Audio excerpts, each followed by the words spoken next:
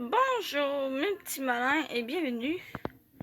Aujourd'hui, eh bien, vu que nous sommes déjà à la fin du mois, et oui déjà, et c'est l'heure de vous présenter, ou plutôt c'est l'heure de comment on pourrait dire ça, c'est pas réellement une émission, mais du coup c'est l'heure de la vidéo roman spécial plutôt. Mais du coup, aujourd'hui, on parlera pas de romans, mais de BD. Et oui, effectivement. Donc, euh, je vais vous parler de les BD de Les Nombrils. Oui. Donc, du coup, en date, Les Nombrils, il y a 8 tomes. Donc, 8 BD. C'est une histoire qui, bon, par moments, ça c'est séparé, mais c'est une histoire qui continue. Sinon, on a aussi une hors-série qui s'appelle Les Vacheries des Nombrils. Celui-ci, il y a 2 BD. Donc, la deuxième BD qui a sorti récemment, il me semble. Je sais plus quand elle a sorti, mais elle a sorti très récemment. Du coup, est-ce que c'est écrit quelque part? Très récemment. Oui, j'ai aussi mon calendrier qui est aussi les nombrils. Mon calendrier 2019, il achève déjà. Malheureusement. C'est sorti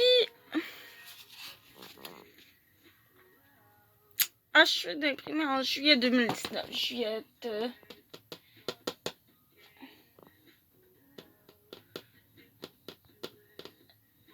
Je pense qu'il est sorti le mois de septembre. Je suis pas sûre, je m'en souviens plus. Bref, non, je m'en souviens plus quand est-ce que c'est sorti. Bref, mais il est sorti très récemment. Tout ça pour dire. Bon, du coup, déjà lu pour mon doigt. Ma main plutôt. Aujourd'hui, ben, du coup, je peux pas vraiment vous lire le résumé. J'ai pas de résumé pour lui, mais vous allez trouver ça bizarre, mais dans le... C'est dans celui-ci? Non, c'est dans l'autre. Dans le tome 6... Non, je me suis trompée. Dans le tome 5 et 6, il y a un résumé de l'histoire.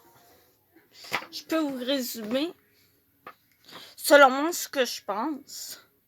Bon, ben bien entendu, c'est créé par Delaf et Dupug. Donc, c'est un monsieur puis une madame qui le font. Donc, je m'en souviens plus qui est qui. Mais bon,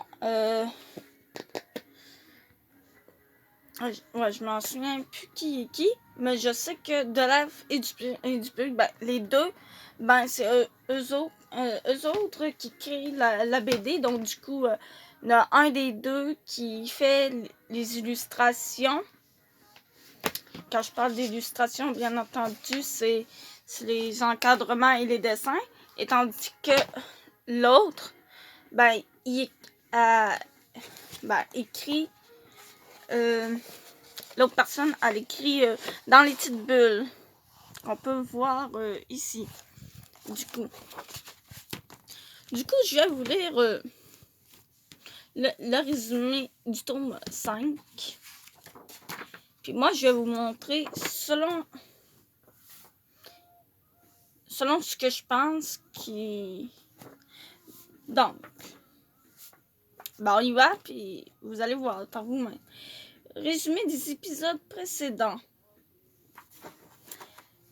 La vie est cruelle envers Karine. Son physique ingrat et son manque de confiance font d'elle une victime née.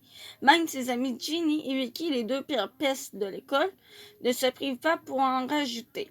C'est fou ce que cette grande asperge met votre beauté en valeur. Oh, c'est gentil ça. Tu dis pas merci, Karine. Bon. Effectivement. Selon moi, le premier choral que je viens de vous lire, c'est comme s'il ferait partie du premier tome. C'est le résumé clairement du premier tome. Du coup,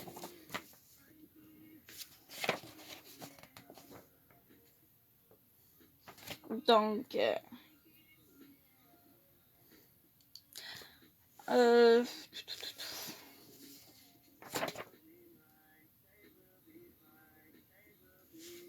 donc,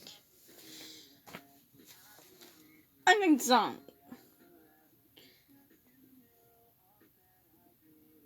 Déjà là, je déteste le 14 février. Pauvre Karine, tu dis ça parce que t'as jamais de Valentin. Tu vas voir un jour, il y aura bien un moche pour s'intéresser à toi. Déjà là, vous voyez bien que hein, on voit déjà que c'est Vicky qui dit ça, là. Vicky, qui est... je sais pas si on voit bien. Désolée. Je vais vous montrer de cette façon-là. Donc, Vicky, c'est elle. C'est elle qui a rajouté ceci. Puis du coup, Ginny est un petit peu plus... empathique, quoi, on va dire. Mais bon. Puis, voilà, c'est ça, c'est toujours Vicky. Même des fois, parfois, c'est Ginny. Il en rajoute tout le temps une couche, la pauvre. Mais je dis que c'est à peu près le résumé de celui-ci.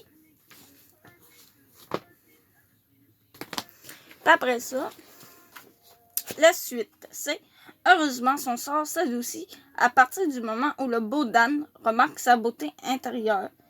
Si c'est pour nous offrir des fleurs, prends rendez-vous.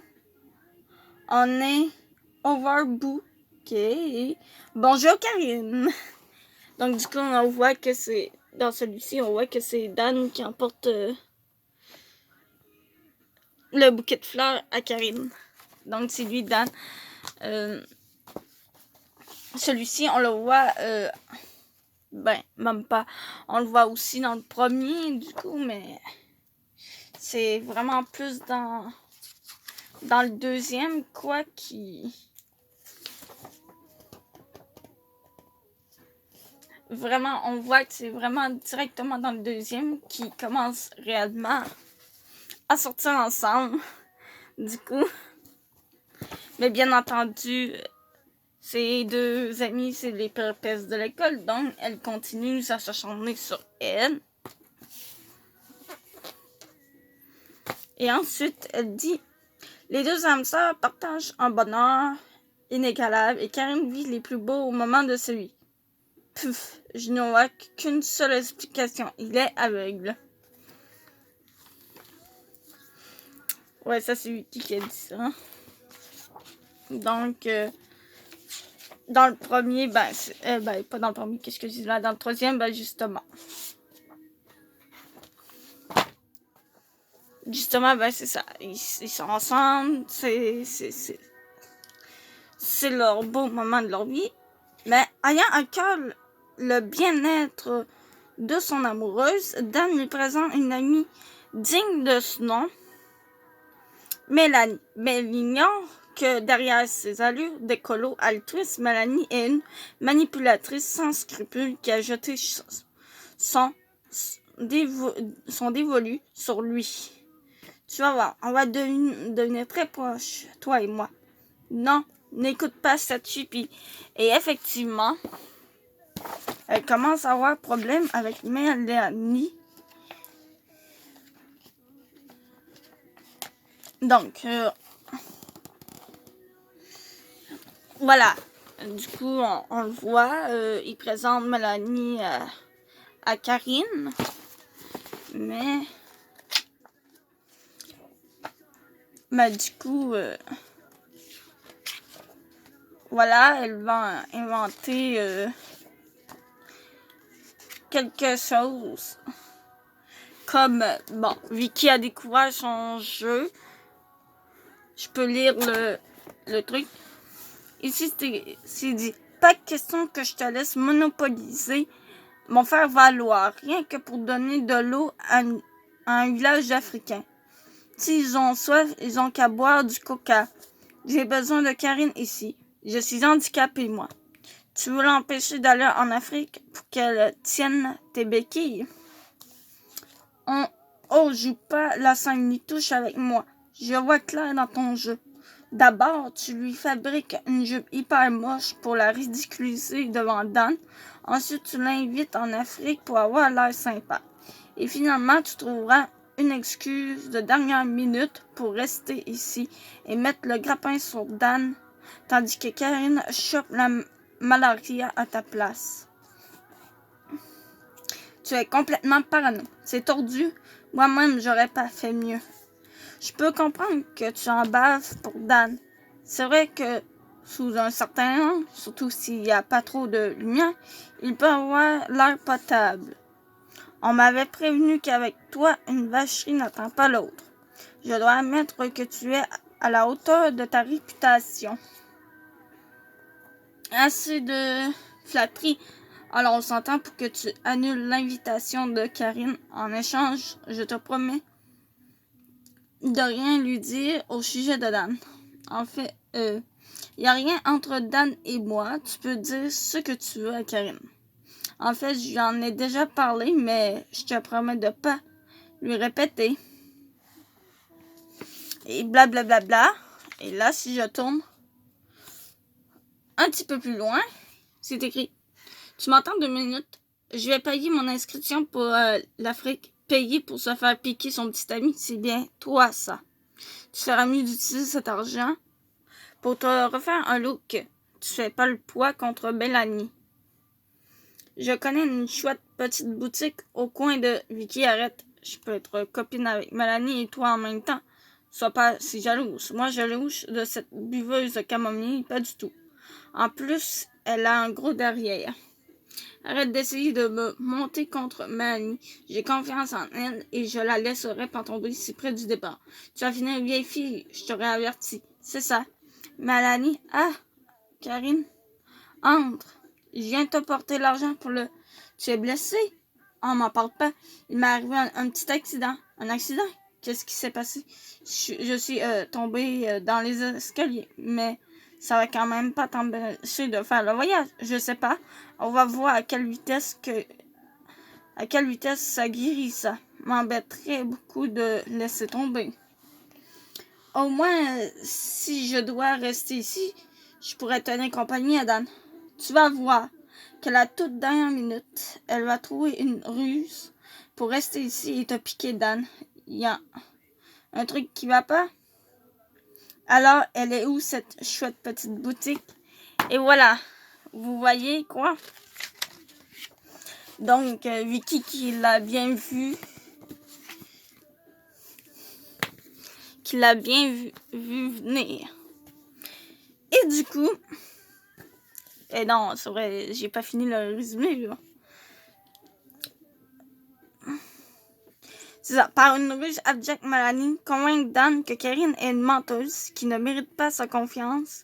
La pauvre Karine n'est pas de taille à lutter et Mélanie a tout fait de s'approprier son petit ami. Non, n'écoute pas ce chippy.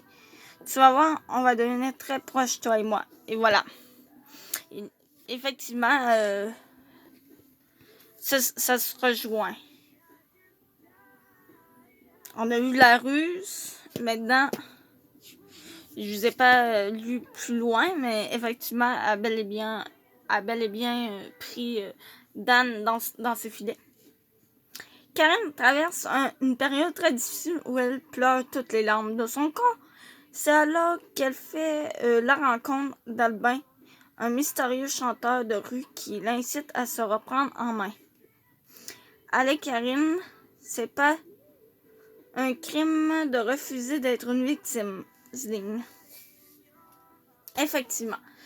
Là, le reste du résumé, c'est dans dans le reste du résumé, comme je viens de dire, c'est dans le tome 4.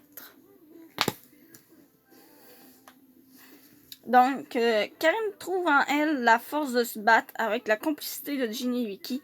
Elle révèle publiquement la vraie nature de Mélanie et rétablit sa propre réputation. Je suis la fille qu'il faut être pour que les gens m'admirent. Ça vaut la peine de bouffer du tofu et de militer pour des causes débiles. C'est parce que vous croyez, j'adore le tofu. Voilà, c'est ce que a réussi à se venger. Karine a réussi à se venger. Donc, après ça, Dan comprend alors qu'il a commis une terrible erreur, mais il est trop tard. Le retour en arrière est impossible. Karine ne sera plus jamais la même. Karine a changé. Du coup, on va aller voir l'autre résumé. Le résumé des épisodes précédents. Donc, Karine a changé de look et d'attitude. Aux grandes dames de Ginny et Vicky, elle n'est plus la bonne poire qui leur obéissait au doigt et à l'œil. Comme qu'on a vu au tout début, quoi. Comment ça, tu ramènes plus la balle? Karine, au pied. Fais la belle, donne la patte. Elle a aussi pris la décision de repousser Dan de sa vie. Elle ne peut lui pardonner de l'avoir abandonné pour cette garce de Mélanie. Et donc, tout ça pour te dire que je t'aime et que je te supplie de m'offrir une seconde chance. Tu m'as parlé? L'architecte de sa nouvelle vie s'appelle Albin. Rapidement, il l'invite à se joindre en son groupe de musique. Albin et les albinos. Pour Karine, cette marque de confiance représente beaucoup. Voilà, tu es l'une des nôtres maintenant. Si ça c'est pas une secte, je veux bien épouser le dépressif. Persuadé qu'Albin n'est pas blanc comme neige, Vicky et Dan fouillent son passé et ils découvrent qu'il fut accusé d'avoir brûlé vif 19 enfants de sa classe pour soi-disant faire un monde meilleur. Après avoir lu ça, elle ne voudra plus jamais le voir. Mais Albin prouve facilement son innocence. Et le plan de Vicky et Dan se retourne contre eux. Dehors, je veux plus jamais vous voir. Bon, désolé, j'ai comme un petit peu de difficulté ce soir. Karine tente d'oublier Dan, mais c'est lui qui est là pour la réconforter.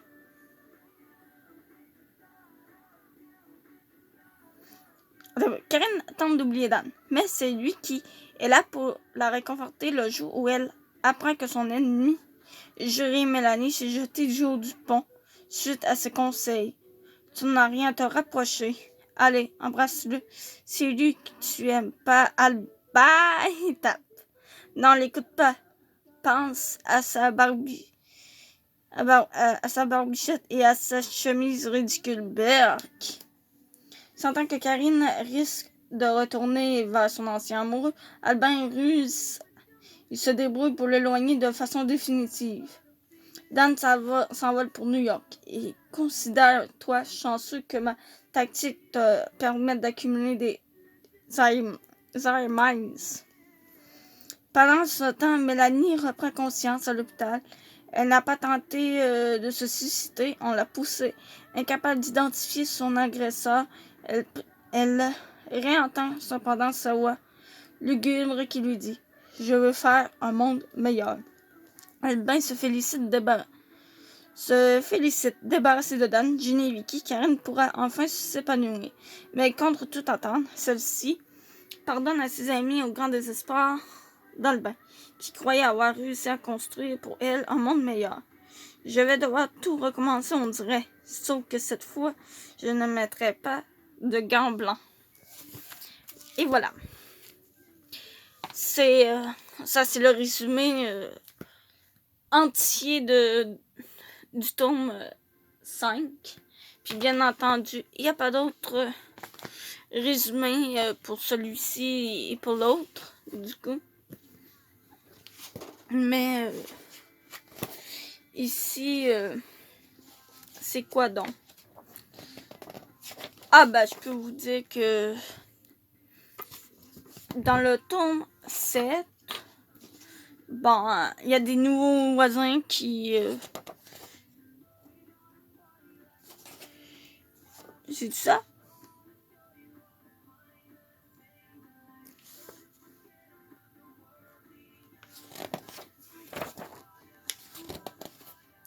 Non, c'est dans le tome 5, on a vu qu'il y avait eu des nouveaux voisins. Je pense que c'est ça. Ou dans le tome 6. Dans le tome 6, je veux dire. Excusez-moi. Je me suis trompée.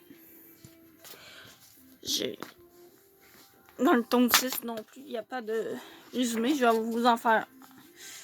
Ben, il y a un résumé, mais du tome 5, mais pas de lui-même.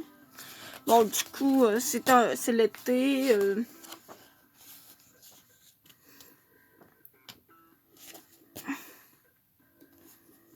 Je pense que c'est ça, c'est l'été. C'est ça, il y a eu des nouveaux voisins qui a déménagé. Ensuite, ben...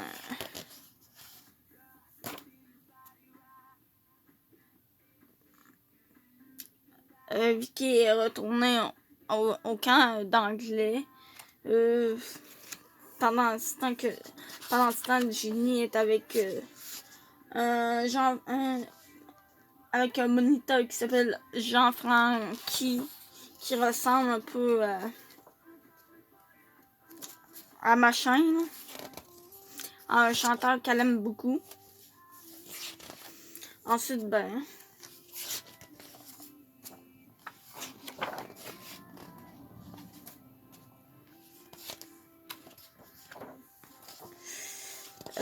ah oui, l'un du groupe, c'est quoi? C'est Vinco. Vinco a essayé de tuer Vicky et ainsi de suite. Donc, je vous en dirai pas plus.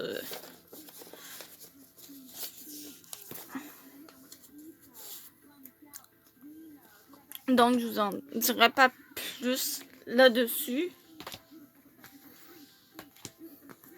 Je vous lis les résumés, ben, qui pouvaient résumer le mieux, le mieux les 5 premiers. Les 3 derniers, je vous en dis pas plus parce que, on va dire, c'est les plus récents.